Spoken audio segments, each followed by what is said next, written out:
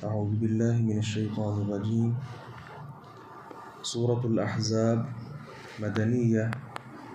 بسم اللہ الرحمن الرحیم۔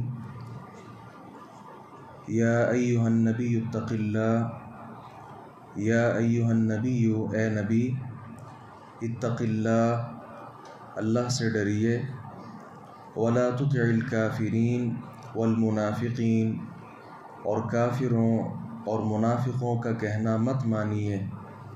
ان اللہ کان علیما حکیما، بلا شبہ یقیناً اللہ تعالی شروع سے ہی سب کچھ جاننے والا اور بڑی ہی حکمت والا ہے۔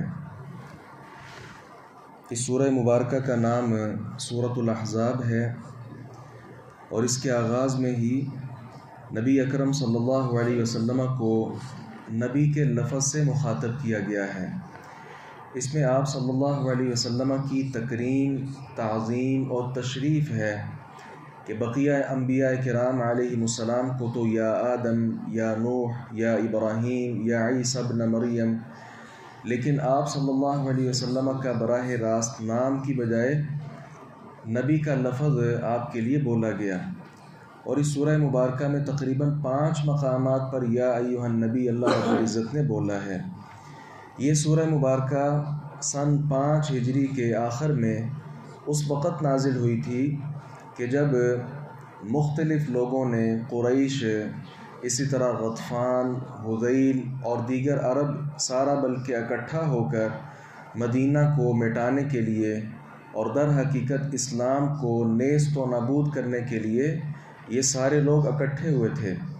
ایک لشکر کو چونکہ حزب اور زیادہ لشکر ہوں تو ان کو احزاب کہا جاتا ہے، تو یہ بہت سے لشکر اکٹھے ہو کر مدینہ پر حملہ آور ہوئے تھے، اس لیے اس جنگ کو غزوہ احزاب اور اسی مناسبت سے اس سورہ مبارکہ کا نام سورۃ الاحزاب رکھا گیا، جہاں اس بات کا تذکرہ ہے اور یہ پس منظر ہے۔ در حقیقت معاشرے کے اندر کچھ ایسی رسمیں تھیں، کچھ ایسے رواج تھے جن کو ختم کرنے کے لیے اور توڑنے کے لیے نبی اکرم صلی اللہ علیہ وسلم کو حکم دیا گیا، اور آغاز ہی میں کیا کہا گیا؟ اے نبی، اللہ سے ڈریے۔ کیا مطلب؟ یہ رسوم و رواج معاشرے کے اندر موجود ہیں۔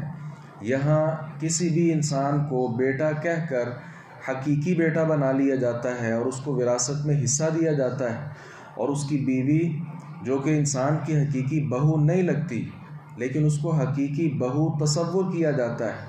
کوئی اپنی بیوی کو ماں کہہ لے تو وہ اس پر حقیقی طور پر حرام ہو جاتی ہے۔ معاشرے میں ایسا ہے، لیکن در حقیقت ایسا نہیں ہے۔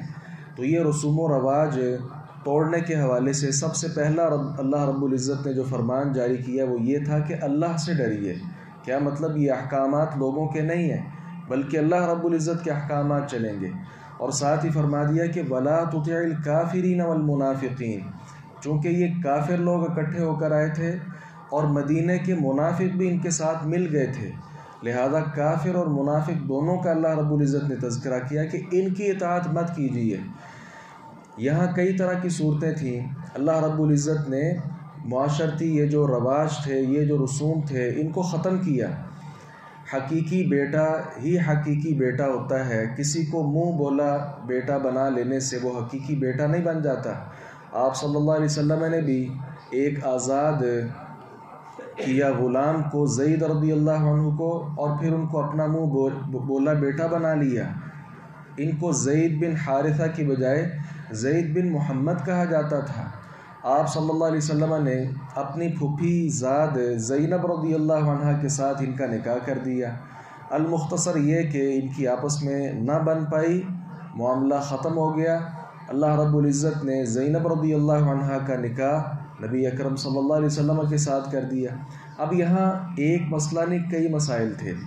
ایک طرف تو نبی علیہ السلام نے خود زید کو اپنا بیٹا بنایا ہوا تھا، اور ظاہر ہے کہ اس کی جو بیوی وہ نبی علیہ السلام کی کیا لگی؟ معاشرتی طور پر بہو لگی، بہو کے ساتھ نکاح حرام ہے۔ اب منافق اور کافر تو یہی سمجھتے تھے، اور اسی طرح یہاں دوسرا مسئلہ ایک اور بھی تھا کہ 4 سے زیادہ نکاح کی اجازت نہیں تھی۔ اگر آپ زینب رضی اللہ عنہا کے ساتھ نکاح کرتے تو یہ آپ کا 5واں نکاح ہونا تھا. 4 نکاح تو آپ کے پہلے موجود تھے. اب یہ 5واں نکاح، یہ بھی ایک مسئلہ تھا معاشرے میں کہ لوگ سارے باتیں کریں گے. ایک بہو کے ساتھ نکاح کر لیا، اس پر لوگوں نے باتیں کرنی تھی. اور دوسرے نمبر پر آپ اگر زینب کے ساتھ نکاح کر لیتے تو یہ 5واں نکاح ہوتا، اس پر بھی لوگ باتیں کرتے. تو لوگوں کی باتیں ایک طرف رہیں. اللہ رب العزت نے کہا ان کی اطاعت نہ کرو، اطاعت میری کرنی ہے اور مجھ سے ڈرو. میں سب کچھ جاننے والا ہوں، ہر قسم کی حکمت اور دانائی وہ میرے پاس ہے.